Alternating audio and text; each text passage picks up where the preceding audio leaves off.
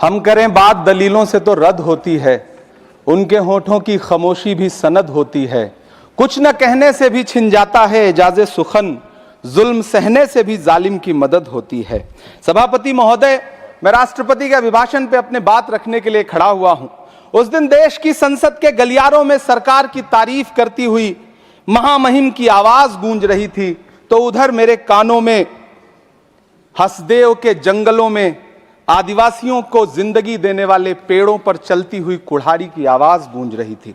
सभापति महोदय, इस तरफ महामहिम के भाषण पर प्रधानमंत्री जी संसद की मेज थपथपा रहे थे और उधर उत्तराखंड की अभागी बिटिया अंकिता भंडारी के इंसाफ की आवाजें मध्यम पड़ती जा रही थीं, जो आज भी पूछ रही हैं कि आखिर वो वीआईपी कौन था जिसके लिए अंकिता भंडारी को मार दिया गया। सभापति महोदय, इधर महामहिम सामाजिक न्याय की बात कर रही थीं और उधर उत्तराखंड के कोटद्वार में नफरती लोगों के खिलाफ एक बुजुर्ग को बचाने के लिए खड़ा हुआ दीपक, जो मोहब्बतों की रोशनी लेके खड़ा हुआ था, उसके खिलाफ कोटद्वार की पुलिस गंभीर धाराओं में एफआईआर दर्ज कर रही थी। और वो भी उस दिन हो रहा था जब उत्तराखंड के मुख्यमंत्री कोटद्वार में मौजूद थे।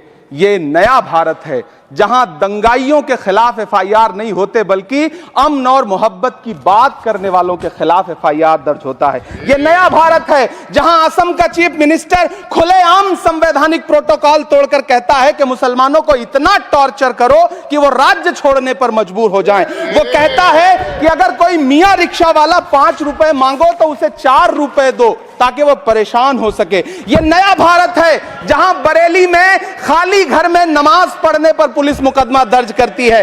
यह नया भारत है जहां क्रिसमस की तैयारी करते हुए ईसाइयों पर सरकार मुकदमा दर्ज करती है।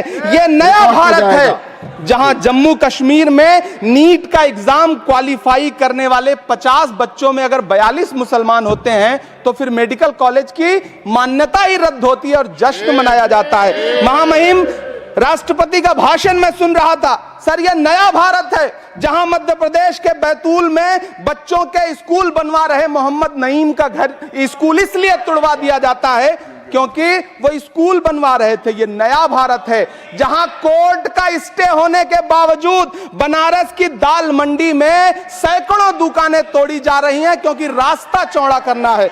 सभापति महोदय, मैं आपसे कहना चाहता हूं कि जो पीढ़ी अपने बुजुर्गों को गाली देती है उसके साथ प्रकृति इंसाफ करती है। आप इंदिरा जी और नेहरू को गाली देते हैं, नेहरू को छोटा नहीं कर पाएंगे। नेहरू का साथ आइंस्टीन, नेहरू का नाम आइंस्टीन के साथ लिया जाता था और आपका नाम एप्स्टीन के साथ लिया जाता है। आपको ये बात समझनी पड़ेगी। सभापति महोदय, मुझे 1 मिनट बोलने दे, मुझे कंक्लूड करने दे। डॉक्टर सुमेर सिंह सोलंकी